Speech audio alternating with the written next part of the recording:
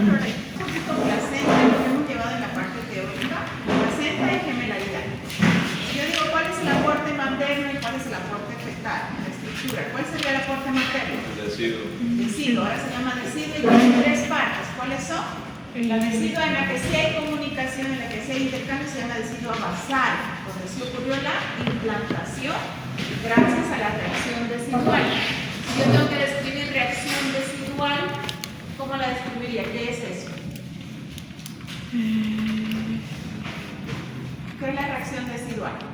Es esa parte del endometrio. Recuerden que el endometrio está en todo el útero. Sí. Se mantiene ahí. Es esa parte en la que hay reacción bioquímica donde el blastocisto dice ahí es donde se va a implantar, ¿no? En ese lugar exacto.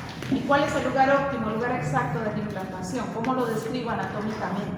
En el fondo superior. Fondo uterino, que es la parte de arriba, cara posterior, ¿no? Entonces la reacción decidual es esa atracción bioquímica del blastocisto a ese lugar.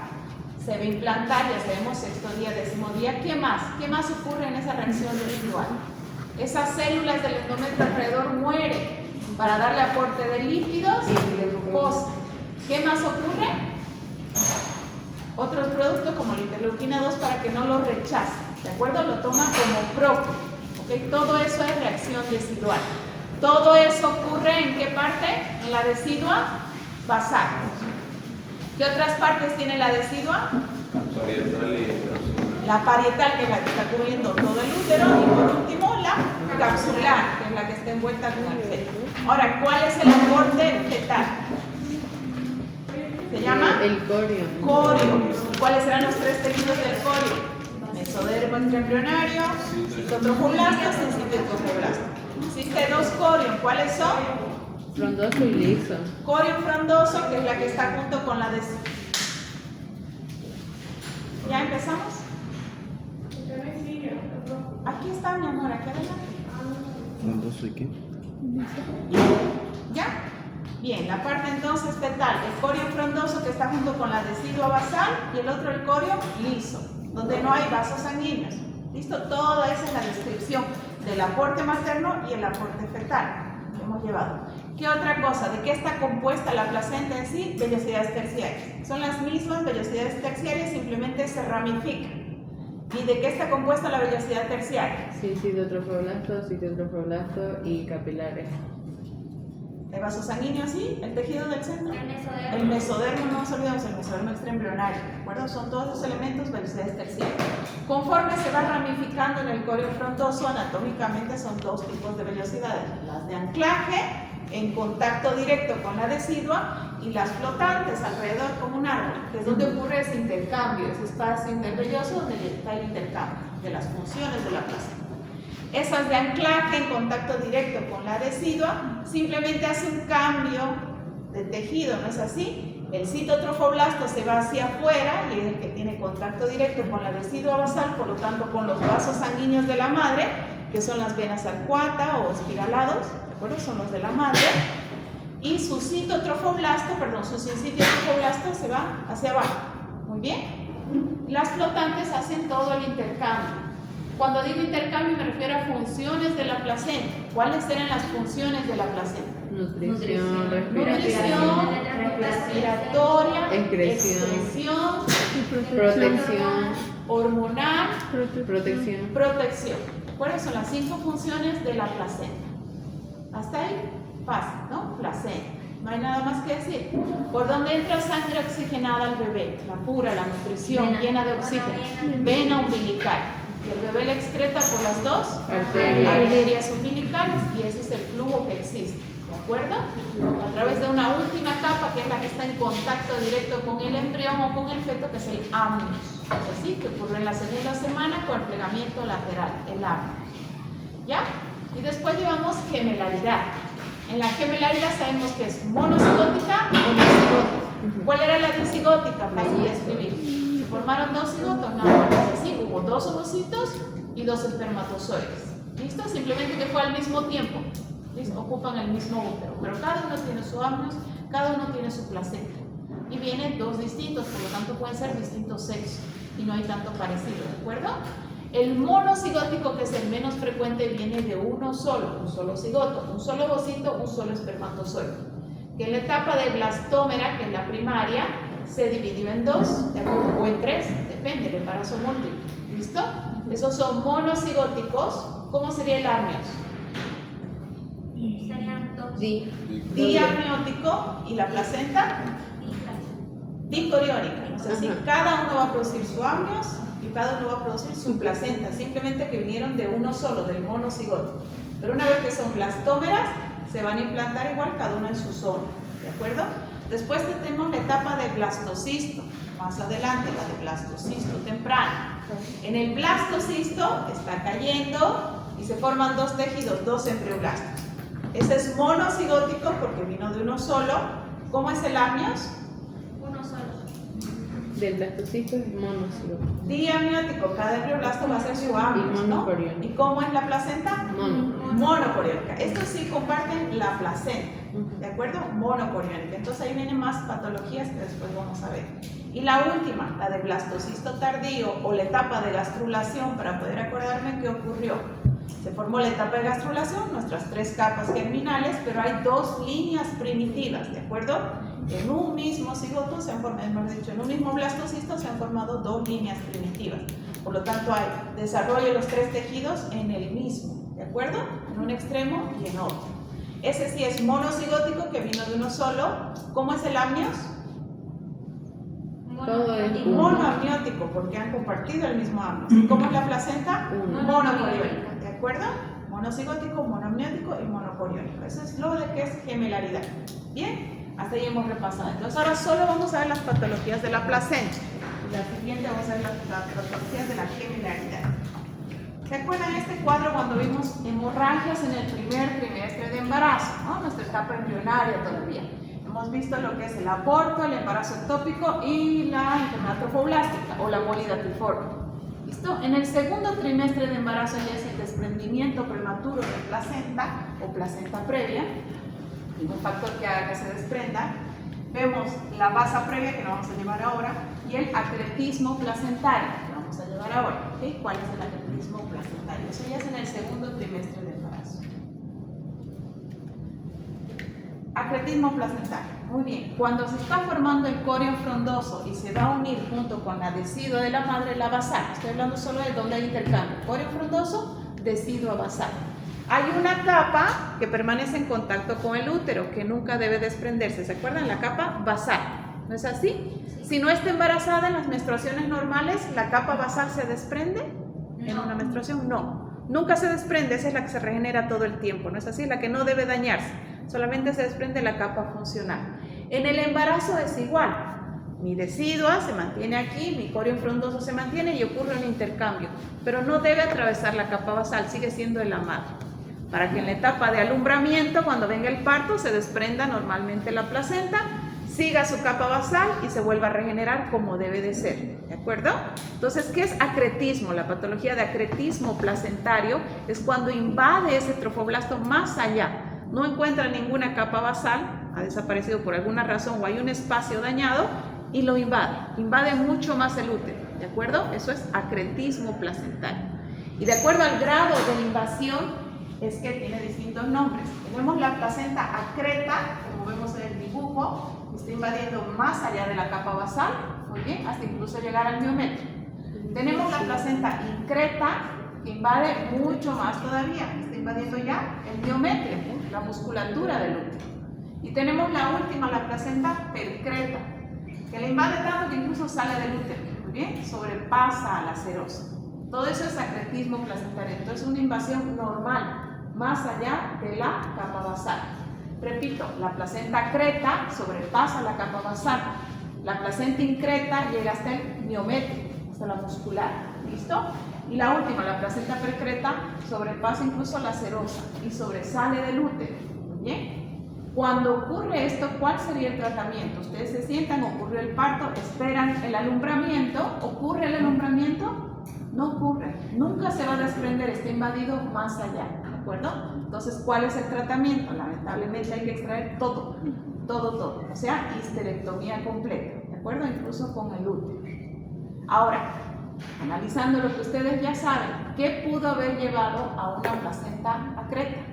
A esta patología en la madre. Embarazo antes ectópico. de embarazo. Un ectópico, no, porque el ectópico está en un lugar fuera. ¿Es así? ¿Qué generalmente pudo haber dañado la capa basal? El árbol placentario. ¿Qué suele dañar en la capa basal? A un degrado. Legrados a repetición, ¿no? Ahí está. Entonces, un factor etiológico para una placenta creta son los legrados a repetición. ¿Qué más? Las cesáreas, que alguien notó cuál es la desventaja de la cesárea. Esta es una de las desventajas, ¿de acuerdo? Si ella se sometió a una cesárea por cualquier razón, en el segundo embarazo ya hay una cicatriz donde no hay lámina basal, entonces tiene un riesgo mayor de tener una placenta acreta. Bien, por eso no es aconsejable cesárea. ¿Listo? Entonces todo lo que es herida, cicatriz, que no haya ya la capa basal, tiene riesgo de presentar una placenta acreta. El acretismo placental. Si una mujer ha tenido 3 cesáreas, Tiene mucho más riesgo, tiene un montón de cicatrices, ¿de acuerdo? Porque no hacen en el mismo lugar la cicatriz, la segunda no es en el mismo lugar. Se ve bien en el mismo lugar por fuera, pero por dentro no es por fuera. ¿Ya? Entonces tenemos la creta, vamos a repetir, sobrepasa la capa basal, la encreta hasta el miometro y la percreta hasta la serosa, ¿de acuerdo? Acretismo placental. Aquí es un TikTok rapidito explicando lo mismo que les he dicho, ¿de acuerdo? Pero es TikTok, ¿a usted le gusta TikTok? Así, 3 segundos de información, lo mismo, ¿ya? El acretismo placentario, lo estoy explicando a otra persona, ¿ya? La invasión de la decidua al endometrio, la invasión anormal por un daño en la capa basal, porque tiene que estar intacta en todo el endometrio, en todo el útero, me refiero, ¿listo? Hay una mala remodelación. La placenta normal, la acreta, sobrepasando la lámina basal, increta, sobrepasando hasta el miometrio, y percreta, hasta incluso más allá de la serosa.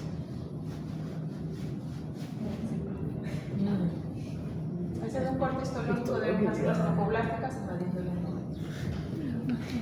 ¿Hay una forma de diagnosticarlo? Sí, se puede. A través del ultrasonido ya podemos ver previamente que ha invadido más allá del miometrio. Entonces ya se prepara esa madre para una cesárea porque vamos a extraer al feto y vamos a extraer el útero.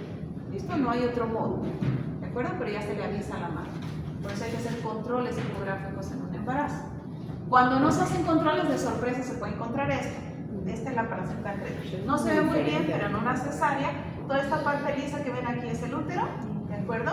Y este que está señalando con la flechita, estamos viendo cómo ha invadido totalmente desde adentro hacia afuera la placenta. ¿De acuerdo? ¿Qué tipo de invasión es esta que sale hasta la serosa? Percreta. Es una placenta percreta. Entonces, lo siguiente a continuar ahí es la histerectomía. ¿Listo? Hay que sacar todo. Vemos un poco en un diagnóstico de resonancia magnética cómo está invadiendo más allá del tejido y aquí se ve mucho mejor. Es enorme todo lo que la placenta está saliendo. La placenta percreta. Esto es todo lo que ha invadido hasta afuera. Ese es acretismo placentario. ¿Sí se entendió, no? Sí. El otro es la placenta previa, la mala implantación. Si ustedes se acuerdan, repetimos, aquí está, imagínense la tromputerina, tenemos el blastocisto, tenemos las blastómeras, tenemos la mórula y aquí en este momento está cayendo el blastocisto. ¿No? ¿De qué tiene que deshacerse para poder implantarse? De la zona pelúcida. Entonces se deshace la zona pelúcida, viene la reacción decidual, le atrae en el lugar correcto donde debe implantarse, ¿de acuerdo? En lo patológico, este blastocisto, hasta que no se deshaga de la zona pelúcida, sigue cayendo, sigue cayendo, sigue cayendo, sigue cayendo, hasta que se deshace recién de la zona pelúcida y logra implantarse, ¿de acuerdo? Esa es una placenta previa a una placenta de inserción baja, como vemos aquí. ¿Listo? Está baja la placenta, porque una vez que se implanta, forma su placenta, ¿no es así?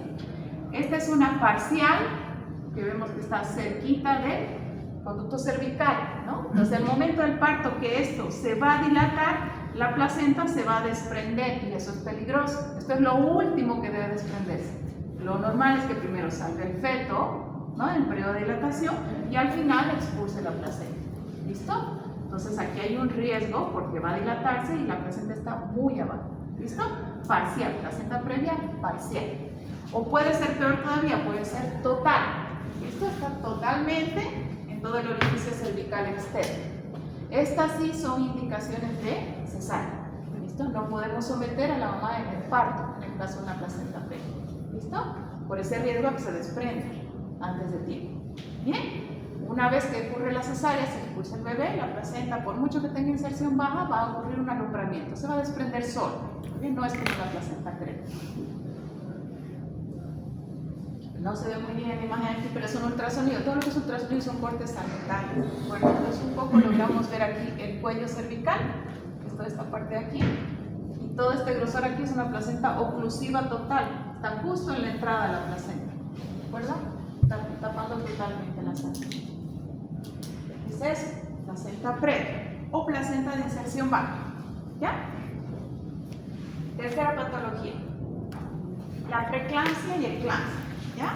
¿Alguien sabe algo de qué es preeclampsia? ¿Eclampsia lo han escuchado en un embarazo? ¿Nadie? ¿Sí? Sí, por la presión arterial. Por la presión arterial, ¿ya? Se relaciona a la presión arterial alta. Si ya saben lo que es presión arterial alta, saben que es una patología, es una enfermedad, ¿ya? En caso de preeclampsia y eclampsia se llama así porque es la presión alta netamente solo de la embarazada, ¿de acuerdo? No es la mujer con presión alta normalmente que decide embarazarse, no es eso. Es una mujer sana que al momento del embarazo recién le están subiendo demasiado las presiones, ¿de acuerdo? Su embarazo, su placenta, le está provocando ese problema de hipertensión y va a acabar cuando termine el embarazo. ¿Se entiende? Por eso se llama distinto, preeclampsia y eclampsia. Preeclampsia se refiere a signos clínicos de la eclampsia. Ahorita vamos a ver qué es la eclampsia. Quiere decir que hay proteinuria, que las proteínas por orina, tienes las presiones demasiado altas durante todo tu embarazo, tienes edema en los miembros inferiores, son signos que te están diciendo que vas a llegar a la eclampsia. Y la eclampsia es lo peor, porque esa hipertensión elevada todo el tiempo lleva a la convulsión, ¿de acuerdo? Entonces la eclampsia es la convulsión debido a esas presiones altas. ¿Listo? Ustedes saben que las etapas de convulsiones son graves, ¿no? Son estados de hipoxia. Y solamente se va a detener la convulsión cuando termine el embarazo. ¿De acuerdo? Entonces hay que controlarlas en el momento de la preeclampsia. ¿Ya? Como ven ahí en el gráfico es multifactorial. No hay una sola cosa. Yo les voy a explicar la fisiopatología de qué le lleva eso. Pero las causas son múltiples. Pueden ser hereditarias, pueden ser insuficiencias del órgano antes del embarazo, pueden ser alimentarias, todo lo que lleve a la hipertensión, ¿de acuerdo? O pueden ser simplemente por estrés oxidativo, bien, que después en bioquímica van a llevar eso.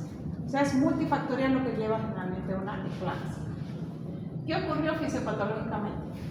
¿Qué ocurrió normalmente? En el dibujito un poco vamos a ver. Eso es lo normal en un endometrio, ¿listo? Es mi arteria espiralada, tiene su estructura, ustedes han llevado en histología cortes de una arteria, de una vena, ¿no es así? Su endotelio, su muscular, su serosa, más o menos, ¿es así? Bueno, tiene la estructura normal del endometrio, se dilata un poco durante la menstruación, la fase secretora se desprende, es lo normal, ¿listo?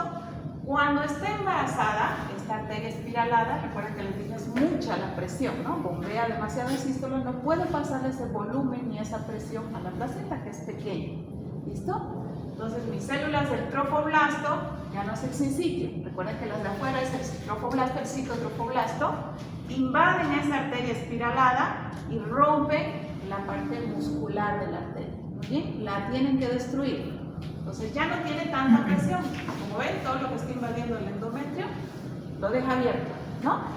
Es como esa puerta. Si entra agua por ahí, va a entrar con mucha presión porque es estrecho. Entonces, lo que hacen las células del trofoblasto es romper todo ese muro para que venga esa presión, ese volumen de sangre, pero sin tanta presión. ¿Listo? Es como si rompiera la liga de una media. Y entra así. Es lo normal que debe ocurrir en el embarazo. ¿Quién se encarga de eso? Las células del citotrofoblasto. Deben invadir y romper eso. Cuando no ocurre eso, como en la placenta de la preeclampsia, mantiene todavía esa presión alta. ¿Se entiende? Por eso la madre sufre de hipertensión todo el tiempo y es ocasionado solo por la placenta, es por el embarazo. ¿Ya? ¿Sí se entendió un poquito fisiopatología? ¿No? Todos los dibujitos que muestro es lo mismo. ¿De acuerdo? Cuando ustedes vean, esta es la preeclampsia, ¿ven? No ha roto los vasos sanguíneos. Tiene que haber una gran dilatación de ese vaso. ¿Listo? Para que no entre con tanta presión. ¿Ok? Lo mismo acá, lo normal y en la preeclampsia. ¿De acuerdo? Lo normal es que tiene que romper esta arteria espiralada o arcuata, o cualquier nombre que le encuentren, se refiere a las mismas, son las células del endometrio, de la madre. Y debe romperlas, es la invasión del trofoblasto, debe llegar hasta ahí y romperlas. ¿Arcuata? Sí, 4. Cuando no llega a invadirlos, mantiene esa estrechez, ¿okay? Esa capacidad que tiene de vasoconstricción, la arteria, ¿de acuerdo? Porque mantiene su muscular adherido, por lo tanto entra con más fuerza, ¿listo? Provocando esa presión alta en la madre, porque la placenta como sea va a crear resistencia y ese volumen de sangre va a seguir aquí subiendo la presión.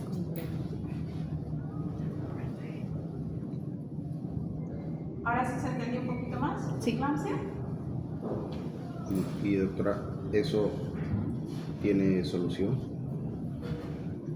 Sí, primero, ¿qué la llevó a eso? Multifactorial, varias cosas, lamentablemente no se puede prevenir. Hay una parte hereditaria, ¿no? Si ella tuvo un embarazo en la preeclampsia, seguro el segundo viene también, o su madre lo presenta.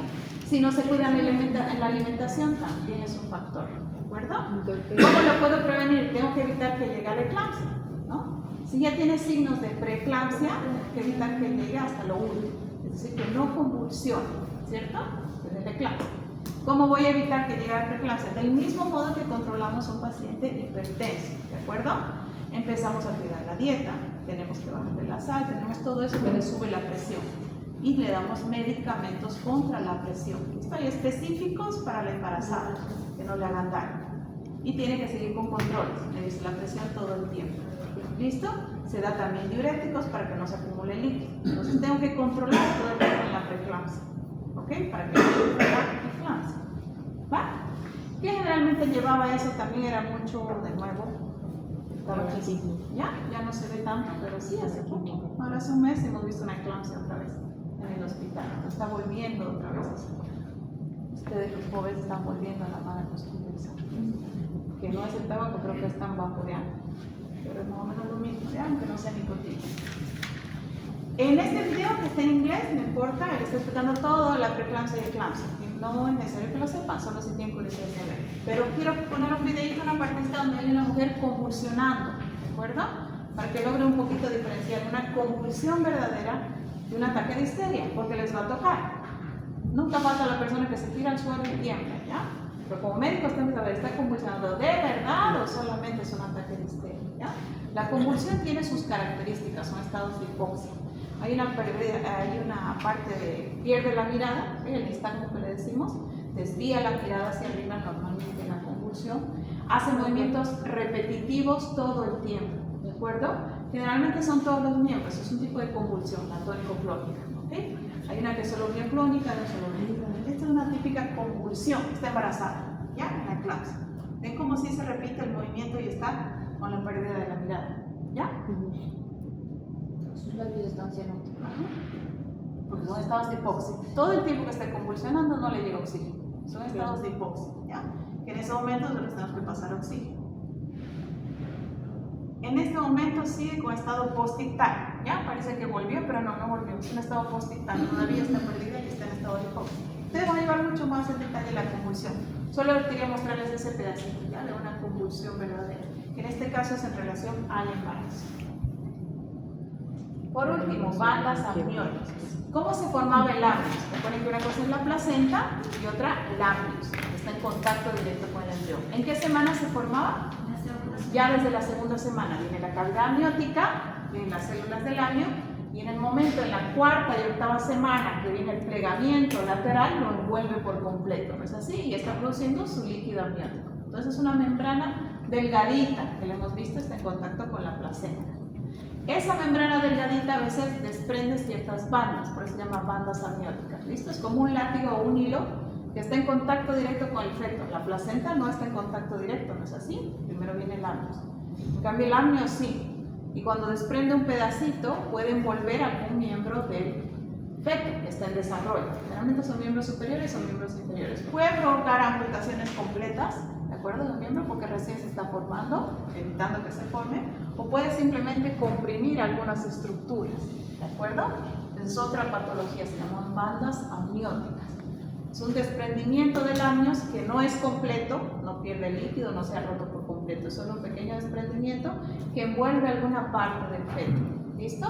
Le puede provocar una amputación completa o simplemente una constricción evitando su desarrollo normal. ¿Muy bien? Esta patología ya es muy extraña, muy rara, ya no se ve tan seguido como antes. Y va generalmente en relación a lo mismo, al tabaquismo materno, ya era cuando la madre fumaba mucho, provocaba ese desprendimiento de las vacas. Doctora, dígame en qué caso eso sucediera, el segmento de, ya sea la manito o la pierna del bebé, ¿Lo que haya perdido? cuando naciera iba a salir. Igual, claro. Esta es una amputación. Claro, es una amputación, es un riesgo. Ahora, las controles ecográficos y ya puedes ver si hay bandas amnióticas provocando esa constricción. ¿Ya? Por eso es que todo el embarazo es un control continuo. Todo el tiempo hay que controlar cómo va todo.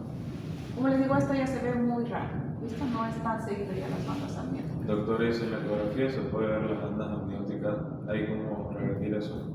No, no hay como revertir. Ya provocó la amputación o evita que se haga el desarrollo. Ya está amputado. No, el niñito ni se entera. Sale y ni se entera. ¿De acuerdo? Solo al momento de nacer es que nosotros vemos. Y generalmente lo que provoca es la banda amniótica. En algunos otros lugares hacen una operación interna. ¿Intrauterina? No, no hay operación. Para esta patología no, para otras sí. ¿Cuál era? Por ejemplo, la espina bífida, ¿no? Se podía operar intrauterino, para en este no. La banda amniótica ya envolvió y ya amputó o evitó el crecimiento, ¿de acuerdo? Ya provocó eso. Generalmente son de miembros superiores e inferiores porque es lo que está un poco más expuesto, ¿de acuerdo? No ocurre en la cara, no ocurre en el cuello, no es que lo va a matar, son amputaciones externas, ¿de acuerdo? Esta es una banda amniótica ya muy extrema que envuelve toda la pierna. Realmente la parte solo interdigital, ¿no? Lo que está más hacia afuera, lo pequeñito. ¿Tiene manera de prevenir eso, doctora? No hay que fumar. Ah. No hay que fumar durante el embarazo, no hay que fumar al lado de una embarazada, todas cosas que parecen bobas, pero son muy importantes. ¿Ya? Esas serían solamente las patologías de la placenta. Vamos a repasar rapidito. Entonces, acretismo placentario como concepto, ¿qué es? Es cuando la placenta se ingresa a una pared la cual no le corresponde. ¿No le corresponde? No. Cuando invade, ¿qué pared? Invade el la capa basal. Basal. ¿Bien? No encuentra la membrana basal, no es su barrera y le invade más allá. Ahora sí, los tipos de acretismo placentario, ¿cuáles son? La placenta creta, la membrana basal. La placenta increta, miomuscular. La placenta percreta, serosa. ¿De acuerdo? Ese es el acretismo placentario. ¿Cuáles serían las causas de un acretismo placentario? Legado o cesárea. Cesárea de repetición, de acuerdo, todo lo que conlleva cicatrices uterinas daña la membrana basal. ¿Listo? En ese momento de la cesárea, donde está tu cicatriz, ya no se forma endometrio, es en otros lados. ¿Listo? Porque hay la cicatriz uterina. Inserción baja de la placenta. ¿Qué ocurrió? No se deshizo y cayó. Y ahí donde casi a punto de expulsarse, casi a punto de ser aborto, se implantó. ¿De acuerdo? Puede ser parcial cuando está cerca del orificio cervical externo o puede ser total, incluyendo totalmente el orificio cervical. Esta es una indicación, sí, de una cesárea. ¿De acuerdo? No la podemos someter al parto. Preeclampsia, eclampsia, ¿qué es? Preeclampsia es la presión arterial solamente durante el embarazo. Pero en relación como concepto, ¿qué es? Presión alta Del embarazo. Del embarazo. Muy bien, hay signos que conllevan a la eclampsia. La eclampsia, el signo clínico es la convulsión. ¿De acuerdo? ¿Por qué ocurre? Porque las células del sitio trofoblasto no hicieron más ancha la arteria. ¿Y cómo logran hacer la ancha? Rompen la arteria Su espiralada. musculatura. ¿De acuerdo? Tiene una capa muscular, ¿no? Elástica. Eso es la pelota. ¿De acuerdo? Y no lo hace. Generalmente por varios factores. ¿Listo? Genético, alimentario, estrés oxidativo, varias cosas pueden llevar a eso. Muy bien. Y por último, las bandas amnióticas, ¿qué ocurrió? Desprendimiento no completo del amnión que comprime al feto. Amputaciones o constricciones. ¿De acuerdo? Fácil, ¿no? Doctora, en el acretismo la solución era retirar todo el ovario, pero... ¿El ovario no? El útero. El útero, perdón, el útero. ¿Cómo se llama retirar todo el útero? No completo del Pero si está embarazada ya no va a nacer el feto. No. En el acretismo sigue la circulación. O sea, el feto se sigue alimentando sabroso, respirando bien. A él no le importa qué tanto esté invadiendo. Su función, su desarrollo es normal. Y de la madre también no está sufriendo depresión. Nadie está sufriendo ahí. ¿Cuál es el problema al momento del parto? ¿Ya? En En el momento del parto el feto salió bien, tú continúas con el embarazo, aunque hayas diagnosticado un acrotismo placentario. Se continúa con el embarazo, muy bien. Sale el feto, está todo sano. El problema es la madre, porque tu placenta no se va a desprender, ¿no es así? Y cuando no se desprende o queda un pedazo, ¿qué pasa? Sigue sangrando, sigue sangrando, sigue sangrando. Es ahí cuando procedes a la histerectomía, muy bien. Por ejemplo, si es un parto y no lo sabías, esperas tu alumbramiento y no sale, algo está pasando, ¿de acuerdo? Le haces el ultrasonido y resulta que es una placenta materna. Entra a quirófano, histerectomía. Si ya lo sabías antes, pues la sometes a cesárea, sacas el feto, histerectomía. Es decir, el tratamiento siempre es histerectomía. No hay otra forma de desprender a la placenta una vez que ya invadió más allá de la lámina basal. ¿De acuerdo? No hay otro modo. Hay que deshacerse de todo el útero. Útero, ¿de acuerdo? No ovario, porque el ovario tiene que seguir funcionando hormonalmente. La mujer necesita esos hormonas. Pero el útero ya no. ¿Puede tener hijos? No, obviamente ya no. ¿De acuerdo? Para eso, primero tendrás que conectarte a una red Wi-Fi. ¿Ya? ¿No hay más dudas, chicos? ¿No? Está claro que la siguiente clase se voy a evaluar para que vengan estudiando. Me da como pena tanto árbol que mato, ¿no ven? El nombre y vacío el papel. Por favor, estudien. ¿Qué voy a preguntar? Todo. Desarrollo fetal, que me he evaluado. Muy bien. Desarrollo de la placenta y gemelaridad. ¿Listo? Esas tres. Entonces son 3 evaluaciones y no son nota de evaluación continua. ¿Ya? Es igual. Las patologías